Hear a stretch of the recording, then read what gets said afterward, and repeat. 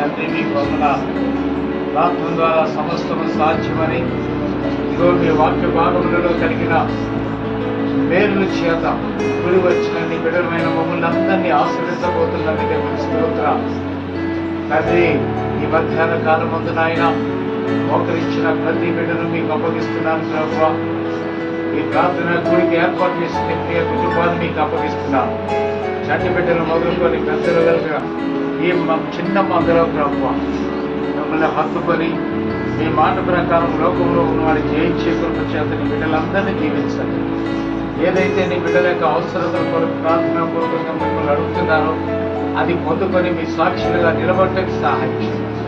సాతానుడు బలహీనపడి పారిపోయేటట్లుగా నీ బిడ్డల ప్రార్థనలు వారి నోటి నుండి వచ్చినప్పుడు అగ్ని జ్వాలలుగా ఎదుటిన్న ప్రాకారంలో కూలిపోజేసేటట్లుగా వారి ప్రార్థన బలముతో నింపండి నాయన, విశ్వాసంతో నింపండి నాయన. అయ్యా పరిశుద్ధాత్మ దేవ, మోకరించిన నీ కుమారులందరిపైన నీ బిడ్డలందరిపైన మీ కృపను కుమ్మరిస్తున్నందుకే మీకు వందనాలు.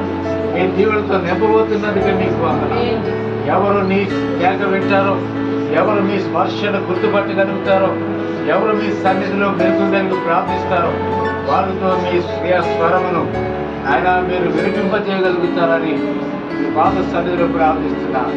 యవనస్తులైన బిడ్డలు ఉన్నారయ్యా, తల్లులైన వారు ఉన్నారయ్యా.